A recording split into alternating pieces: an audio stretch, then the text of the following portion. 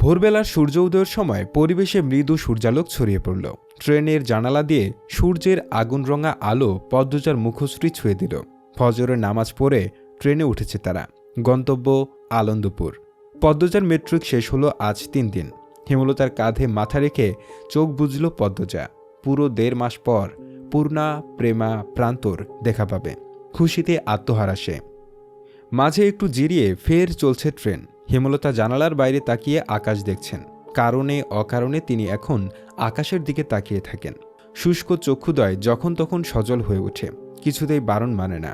নীল আকাশের বুকে যেন সেদিন রাতের স্মৃতি আকার নিয়ে ভেসে উঠল। ছেলেটার বয়স 23-24 বছর হবে। অবাক চোখে তাকিয়েছিল। দেখতে বেশ ভালো। হেমলতা পদ্মজাকে আড়াল করে কঠিন স্বরে প্রশ্ন করেন, কে তুমি? ছেলেটি হেমলতার কথার ধরনে বিব্রত বোধ করল। ইতস্তত করে বলল, মুহিব হোসেন। হেমলতার টনক নড়ে। তিনি সাবধানে জিজ্ঞাসা করলেন, বারেক হোসেন তোমার বাবা? মুহিব ভদ্রতার সহিত বলল, জি। হেমলতা কি যেন বলতে চেয়েছিলেন, বলতে পারলেন না। তার আগে মুহিব বলল, বিরক্ত করার জন্য দুঃখিত, আমি আসছি। এরপরই হন্তদন্ত হয়ে চলে গেল। সেদিন আর রাত জাগা হলো না। ছাদ থেকে নেমে গেল তারা।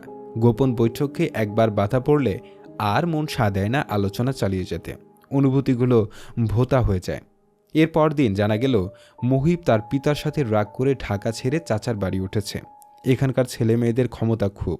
তারা খুব সহজ কারণে মা বাবার সাথে রাগ করে দূরে সরে যেতে পারে। হেমলতা অবজ্ঞায় কপাল কুঞ্চিত করতে করতে সংকোচবোধ করলেন না। পরে অবশ্য বুঝেছেন মুহিব খুবই ভালো ছেলে, ভদ্র, নম্র, জ্ঞানী, মেধাবী ছাত্র, বিয়ে পড়ছে। সবচেয়ে ভালো গুণ হল মুহিবের নজর সৎ। হেমলতা চোখে দৃষ্টি চিনতে ভুল করেন না। ঠিক 17 দিন পর বারেক হোসেন ছেলেকে নিতে আসেন। যেদিন আসেন এর পরদিন রাতে হেমলতা প্রস্তাব দেন মুহিবের বউ হিসেবে পদ্মজাকে নিতে চান। হেমলতা অবাক হন। মুহিব মনে মনে পদ্মজার উপর দুর্বল, অথচ বোঝা গেল না। নিঃসন্দেহে মুহিব পাত্র হিসেবে উপযুক্ত। মুহিবের বড় 2 ভাই মুমিন, রাজীব, দুজনই চাকরিজীবী।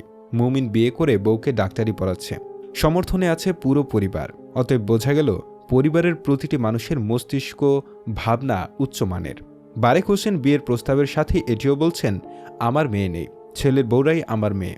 আপনার মেয়ের যতটুকু ইচ্ছে পড়বে, কোনো বাধা নেই। হেমলতা প্রস্তাব ফিরিয়ে দিলেন না। তিনি আনন্দের সহিত জবাব দিলেন, পদ্মজা আয়েস শেষ করুক, এরপরই না হয়। বারেক হোসেন হেসে বলেন, তাহলে এটাই কথা রইল। স্মৃতির পর্দা থেকে চোখ সরিয়ে নিলেন হেমলতা। গোপনে দীর্ঘশ্বাস ছাড়েন। গলাটা কাঁপছে, ঠোঁট শুকিয়ে কাঠ। ব্যাগ থেকে বোতল বের করে পানি পান করলেন। প্রেমা, প্রান্ত বাড়ির বাইরে সড়কে পায়চারি করছে। পূর্ণা গেটের আড়াল থেকে বারবার উকি দিয়ে দূর রাস্তা দেখছে।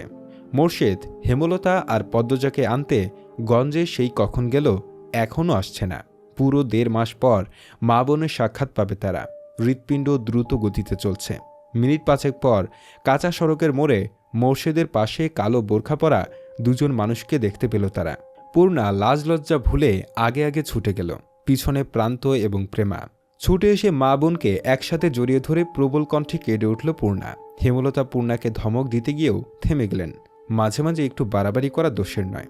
পদ্মজার চোখ বেয়েও টপ টপ করে জল পড়ছে। প্রায় প্রতিটা রাত সে ভাই বোনদের মনে করেছে। বিশেষ করে পূর্ণাকে বেশি মনে পড়েছে। মনে হচ্ছে কত শত বছর পর দেখা হলো।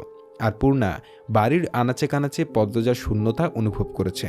সে অশ্রুসিক্ত চোখ মেলে তাকালো পদ্মজার দিকে। এরপর আবার জড়িয়ে ধরে বলল, আপা, আমার এত আনন্দ হচ্ছে, এত আনন্দ কখনো হয় নাই। পদ্মজার কোমল হৃদয় পূর্ণার ভালোবাসা দেখে বিমোহিত হয়ে উঠল। সে স্নেহার্দ্র কণ্ঠে বলল, আমার সোনা বোন, আর কাঁদিস না।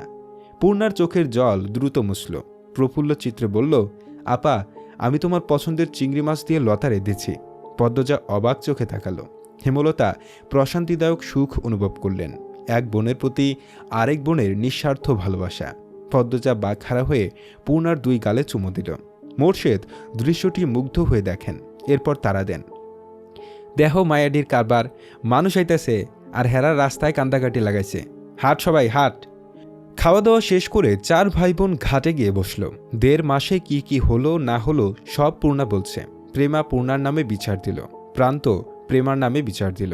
প্রান্ত কেন বিচার দিল তা নিয়ে প্রেমা বাগবিতণ্ডা লাগিয়ে দিল। সে কি কাণ্ড! দুজন তুমুল ঝগড়া লেগে গেল।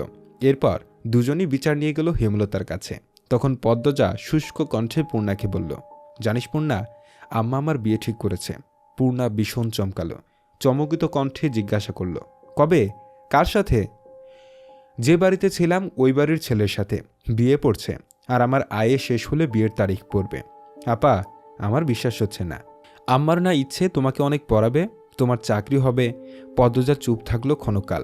এরপর বলল, আম্মার কি যেন হয়েছে, পাল্টে গেছেন। কীরকম? আকাশের দিকে তাকিয়ে থাকেন, বেশিরভাগ কথা এড়িয়ে যান। আমার ভবিষ্যৎ নিয়ে আগের মতো আগ্রহ দেখান না। আমি কথা তুললে এড়িয়ে যান, গল্প করেন না, মানে আগের মতো নেই। কথাগুলো বলতে গিয়ে পদ্মজার গলা কিশ্চিত কাঁপল। সে কি, সত্যি কিছু হয়েছে ওখানে? না, আমি যতটুকু জানি তেমন কিছু হয়নি। পূর্ণা সীমাহীন আশ্চর্য হয়ে চিন্তায় ডুবল। পদ্মজা শূন্যে তাকিয়ে রইল। লিখন শাহ নামে মানুষটার কথা মনে পড়ছে। তিনি যখন শুনবেন এই খবর, সহ্য করতে পারবেন?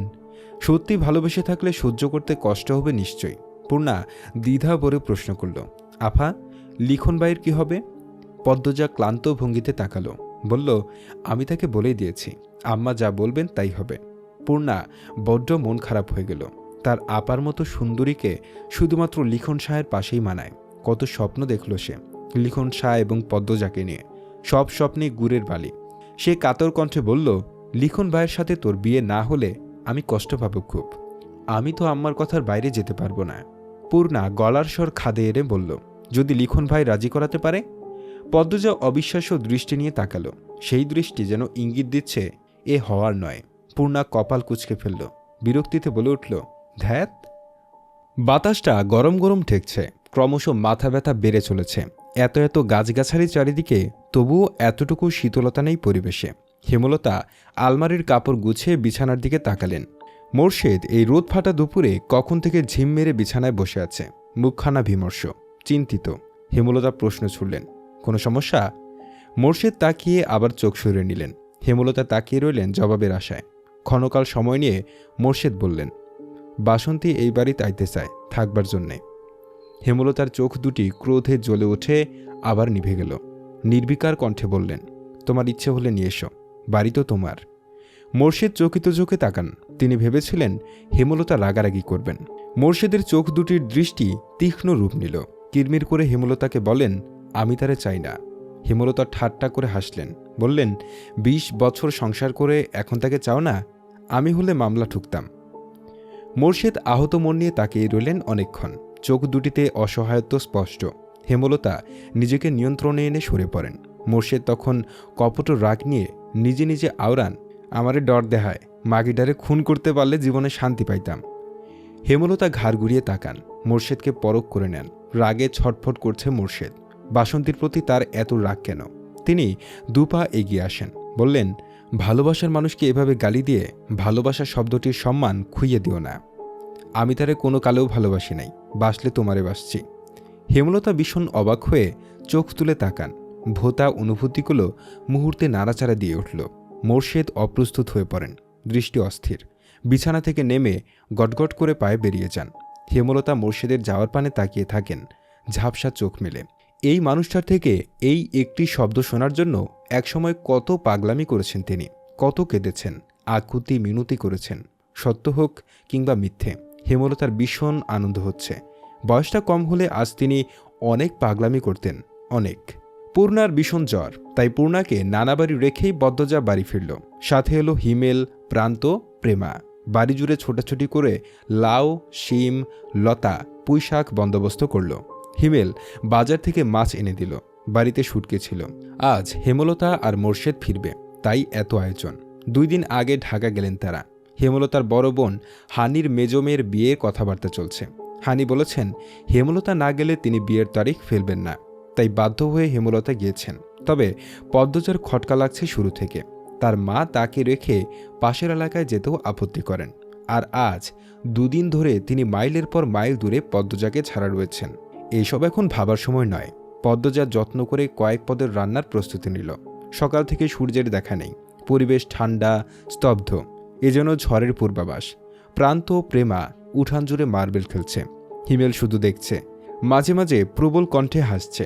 হাততালি দিচ্ছে। রান্না শেষ হলো বিকেলে। প্রেমা, প্রান্ত, হিমেলকে খাবার বেড়ে দিল পদ্মজা। খাওয়া শেষ হলে বলল, হিমেল মামা, প্রান্ত আর তুমি পূর্ণারে নিয়ে আসো, সন্ধ্যা হয়ে যাবে একটু পর, আম্মা আব্বাও চলে আসবে। হিমেল, প্রান্ত বের হতেই পিছন পিছন ছুটে গেল প্রেমা। পদ্মজা একা হয়ে গেল। রান্নাঘর গুছিয়ে বারান্দায় এসে দাঁড়ালো। বাতাস বইছে প্রবল বেগে। বাতাসের দাপটে চুল, ওড়না উঠছে। আকাশ কাদো মেঘে ছেয়ে গেছে। পরিবেশ অন্ধকার হয়ে আসছে ধীরে ধীরে। মনটা কুগাইতে লাগলো। পদ্মজা এক হাত দিয়ে অন্য হাতের তালু চুলকাতে চুলকাতে গেটের দিকে বারংবার তাকাচ্ছে। যতক্ষণ কেউ না আসবে শান্তি মিলবে না। বিকট শব্দ তুলে কাছে কোথাও বজ্রপাত পড়ল। ভয়ে পদ্মজার আত্মা শুকিয়ে গেল। চারিদিক কেমন অন্ধকার হয়ে এসেছে।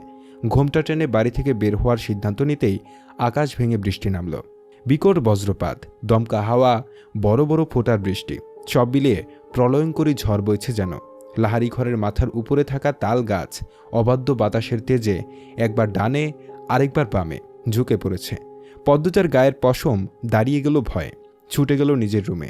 বিছানার উপর কাচুমাচু হয়ে বসল। টিনের চালে ধুমধাম শব্দ হচ্ছে। বৃষ্টির বেগ বেড়ে চলেছে। এত সব শব্দ ভেদ করে আরেকটি শব্দ কানে এলো। সদর ঘরে কিছু একটা পড়েছে। পদ্মজা ভয় পেয়ে গেল। পরপরই খুশিতে আওড়ালো, আম্মা আসছে। বিছানা থেকে নেমে হন্তদন্ত হয়ে সদর ঘরে আসলো। সদর ঘর অন্ধকারে তলিয়াছে।